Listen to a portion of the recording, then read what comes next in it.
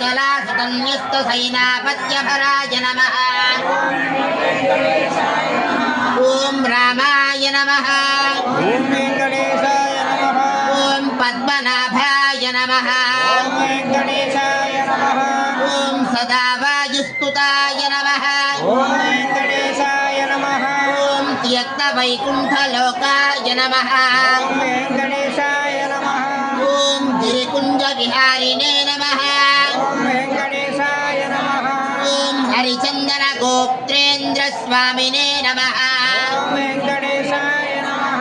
ॐ शङ्खराजन्यनेत्राब्धिविषयाय नमः।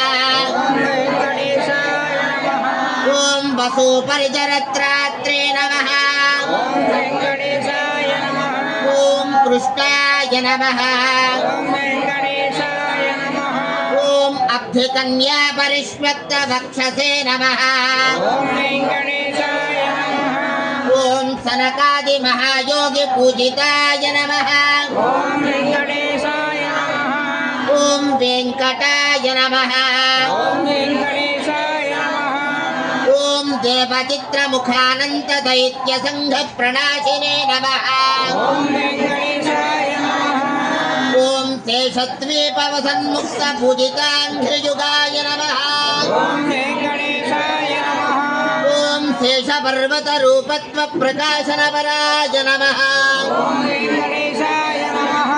ॐ सानुच्छापिकतार्क्ष्याय नमः। ॐ वेङ्कटेशाय नमः। ॐ तार्क्ष्याचलनिवासिने नमः।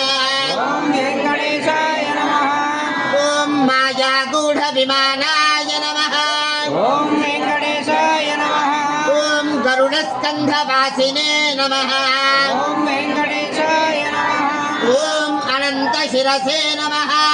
ॐ वेङ्कटेशाय नमः। ॐ अनन्ताक्षाय नमः। ॐ वेङ्कटेशाय नमः। ॐ अनन्तचरणाय नमः। ॐ वेङ्कटेशाय नमः। ॐ श्रीशैलनिलयाय नमः। ॐ वेङ्कटेशाय नमः। ॐ दामोदराय नमः। ॐ वेङ्कटेशाय नमः।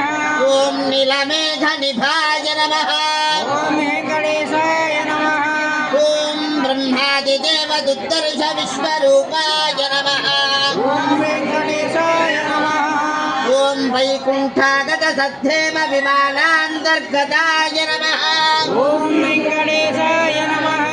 ॐ अगस्त्याभ्यर्थिदाशेषजनदृग्गोचराय नमः। ॐ वेङ्कटेशाय नमः। ॐ वासुदेवाय नमः। ॐ वेङ्कटेशाय नमः। ॐ हरये नमः। ॐ वेङ्कटेशाय नमः। ॐ तीर्थपञ्चकवासिने